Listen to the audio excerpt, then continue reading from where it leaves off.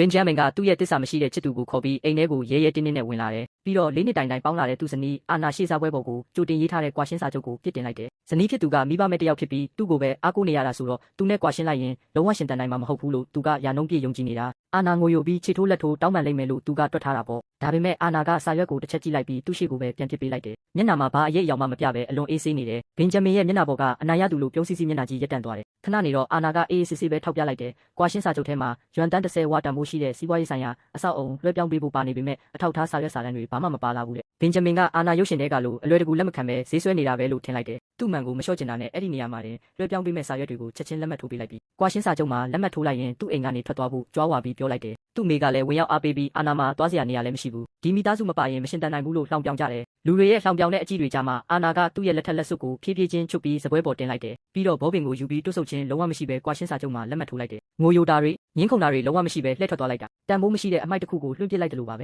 ဲဘင်ဂျမင်နဲ့သူ့မိတို့လည်းအံ့အောင်ချပြီးမေးလို့ကြံခဲ့ကြတယ်အာနာငိုယိုပြီးခြေထိုးလက်ထိုးတောင်းပန်လိုက်မယ်လို့ပဲသူတို့ထင်ထားခဲ့တာလေလုံးဝမထင်မှတ်ထားတာကအာနာဒီလောက်ပြက်ပြက်တသားထွက်သွားလိမ့်မယ်ဆိုတာပါပဲမနေ့ရောက်တော့မှဘင်ဂျမင်တစ်ခုခုဆုံးရှုံးသွားပြီဆိုတာကိုစတင်ခံစားလာရတယ်အိမ်ကူလုပ်ပေးတဲ့သူပြင်ဆင်ပေးတဲ့မနက်စာကိုတလုတ်စားလိုက်တာနဲ့ချောင်းရွက်ရက်နဲ့မပါလာတာကိုတိလိုက်ရလို့ပကံများကိုပြန်ချလိုက်ပြီးဘာလို့အဲ့ဒီအနက်မပါတာလဲလို့မေးလိုက်တယ်အိမ်ကူကလည်းရှင်မချောင်းရွက်မစားတာလေလို့တအန်တော်ပြန်ပြောမှပဲဘင်ဂျမင်တတိရတော့တယ်၄နှစ်တိုင်အာနာကသူခောက်ဆွဲပြုတ်မစားခင်ဟင်းရည်တဲ့ကိုချောင်းရွက်ကိုအရင်ထည့်ပြီးမှုေးအောင်လုပ်ပေးတယ်ပြီးရင်သူမကြိုက်တဲ့ချောင်းရွက်ဖက်တွေကိုတစ်ခုချင်းစီဖယ်ထုတ်ပေးပြီးမှသူကြိုက်တဲ့အရာတာကိုစားစေခဲ့တာအဲ့ဒီလိုဂယုစိုက်ပေးမှုတွေကအရန်တဘာဝကြနေတော့သူတခါမှသတိမထားမိခဲ့ဘူးအခုတော့အဲ့ဒါတွေမရှိတော့ဘူးဒါတောင်မှဘင်ဂျမင်ကဂယုစိုက်မိတယ်ဆိုတာကိုဝန်မခံချင်သေးဘူးအာနာကသူ့ရဲ့ချစ်သူဟောင်းနဲ့ရုပ်ချင်းစင်လို့သာသူယူခဲ့တာလို့လူတိုင်းကိုပြောနေတယ်၃ရက်အတွင်းမှာငွေပြတ်နေတဲ့အာနာပြန်ရောက်လာပြီးနောက်တစ်ချိန်အခွင့်အရေးတောင်းလိုက်မယ်လို့သူကစက်ယုံကြည်နေတော့မယ်မကြပါဘူးသူဖုန်းမြည်လာတယ်အနိုင်ရသူလို့ပြုံးပြီးဖုန်းကင်လိုက်တာတောင်းပန်မဲ့စကားကိုကြားရမယ်လို့ထင်နေတာပေါ့ဒါပေမဲ့အာနာကကုမ္ပဏီကနေနှုတ်ထွက်လိုက်ပြီးဖြစ်ကြောင်းနဲ့ project လွှဲပြောင်းမှုစာရွက်စာတမ်းတွေအားလုံးကိုသူ့ email စီပို့ပြီးပြီဆိုတာကိုအေးဆေးပဲပြောပြလာတယ်အဲ့ဒီအချိန်ထိလည်းသူကမာနကြီးနေတော့မယ်ဒီလိုနှုတ်ထွက်တာဟာသူ့ကိုပြန်လက်ခံဖို့ဖိအားပေးတဲ့နောက်ထပ်နည်းလမ်းတစ်ခုပဲလို့သူထင်နေတာဘာမှဆက်မစင်စားပဲသူကခွင့်ပြုချက်ပေးလိုက်တယ်သူမသိလိုက်တာကမိသားစုကနေထွက်သွားပြီးချင်းအာနာပထမဆုံးလုပ်ခဲ့တာကမြို့လေကောင်မှာရှိတဲ့ရွမ်တန်း50တန်မြစ်ကမ်းပါးကစိန်ခံအင်ကြီးတစ်လုံးကိုငွေသားအပြည့်နဲ့ဝယ်လိုက်တာပါပဲကွာရှင်းကြီးရွမ်တန်း30ဝါနဲ့ပေါ့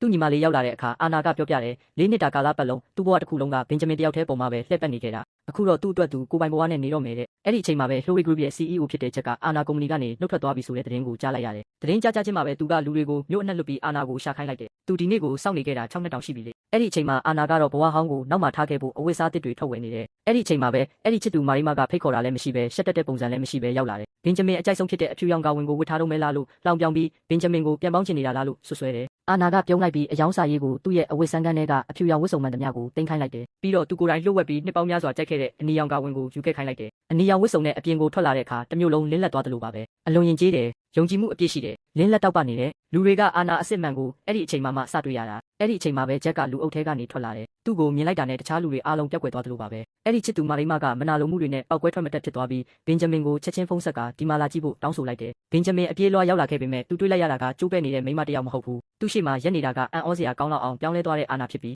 သူ့ဘေးမှာကသူ့လောက်ကိုယုံကြည်မှုရှိတဲ့ယောက်ျားတစ်ယောက်ပါလာတယ်ဘင်ဂျမင်ပထမဆုံးအကြိမ်ဖြစ်စစ်မှန်တဲ့ကြောက်ရွံ့မှုကိုခံစားလိုက်ရတယ်သူကအပြေးလွှားသွားပြီးအာနာလက်ကောက်ဝတ်ကိုဆွဲကင်ကမထွက်သွားဖို့တားဆီးတယ်ပြီးတော့ဂျက်ကိုငွေလိုချင်လို့တွေ့ကပ်နေတဲ့ကောင်လေးလို့ဆွဆွဲတယ်အာနာကသူ့လက်ကိုအေးဆက်ဆက်နဲ့ပုတ်ထုတ်လိုက်ပြီးငါတို့ကွာရှင်းပြီးပြီလေတခုခုကကိုဘွားထဲမှာမရှိတော့ဘူးဆိုရင်လွတ်ပေးလိုက်ရတယ်လို့ပြောလိုက်တယ်ပြီးတော့ဂျက်ရဲ့လက်ကိုချိတ်ပြီးဘဲမှနောက်မလဲပဲထွက်သွားလိုက်တယ်တိမ်ငယ်မှုနဲ့ဒေါသတွေကြောင့်ဘင်ဂျမင်တမျိုးကြံစီတော့တယ်သူ့မှာမြေပဲတက်မတဲတဲ့ယောဂဆိုကြီးရှိမှန်းသိရတဲ့မြေပဲကိုရည်ရွယ်ချက်ရှိစားပြီးဆေးရုံတက်လိုက်တယ်ပြီးတော့ဆေးရုံပေါ်မှာအာနိဟန်ဆောင်ပြီးလဲနေတဲ့ပုံကိုသူ့ညီမကိုတပ်ပုံရိုက်ခိုင်းပြီးအာနာစီပို့ခိုင်းလိုက်တယ်အာနာချက်ချင်းရောက်လာလိမ့်မယ်လို့သူကယုံကြည်နေတာဒါပေမဲ့အာနာစီကနေစာနှစ်ဆောင်ပဲပြန်ရောက်လာတယ်ပထမစာကငါ့မှာပိုအရေးကြီးတဲ့အလုပ်တွေရှိလို့အလုပ်ရှုပ်နေတယ်တဲ့ဒုတိယစာကရှင်တည်သွားရင်ငါ့ကိုအတိပေးပါအောင်အတူကလိုက်ပို့ပေးမယ်တဲ့ဘင်ဂျမင်ဒေါသတွေပောက်ကွဲထွက်သွားတယ်အဲ့ဒီလိုဒေါသထွက်နေတော့မှပဲအာနာကဆေးရုံခန်းဝါမှာတကယ်ပေါ်လာတယ်မျောလင်းချက်တွေချက်ချင်းပြန်ဝင်လာပြီးသူတိတ်တိတာပေါ့အာနာသူ့ကိုဂယုစိုက်နေတော့မယ်လေဒါပေမဲ့အာနာကအေးအေးဆေးဆေးပဲရှင်းပြတယ်သူဒီကိုရောက်လာတာကအလုပ်တဲ့အတွက်ဆေးစစ်ချက်လုပ်ဖို့လာရင်လမ်းကြုံလို့ဝင်လာတာပါတဲ့တခြားဘာမှမဟုတ်ဘူးတဲ့သူ့အမေကဒေါသတကြီးနဲ့ရှေ့ကိုထွက်လာပြီးအာနာကိုတနိုင်ငံလုံးကစက်ရုံကုမ္ပဏီတွေမှာအလုပ်မရအောင်ပိတ်ပင်ပစ်မယ်လို့ချိန်ချောက်တယ်အာနာကခံစားချက်မရှိပဲသူ့ကိုတွန်းထည့်လိုက်တယ်ဘင်ဂျမင်နောက်ဆုံးတော့စိုးရိမ်ပူပန်လာတယ်သူတို့နှစ်ယောက်အတူတူမွေးခဲ့တဲ့အိမ်မွေးတိရစ္ဆာန်အကြောင်းတွေအထိအတိတ်ကအမှတ်တရတွေကိုပြောပြပြီးအာနာစိတ်ကိုပျော့ပြောင်းအောင်ကြိုးစားတယ်ဒီတစ်ခါတော့မအောင်မြင်တော့ဘူးအာနာက၄နှစ်တိုင်ဖုံးကွယ်ထားခဲ့တဲ့လှုပ်ဝက်ချက်ကိုထုတ်ပြောလိုက်တော့တယ်အဲ့ဒီတုန်းကသူဟာနာမည်ကြီးဒီဇိုင်းပညာသင်ကျောင်းမှ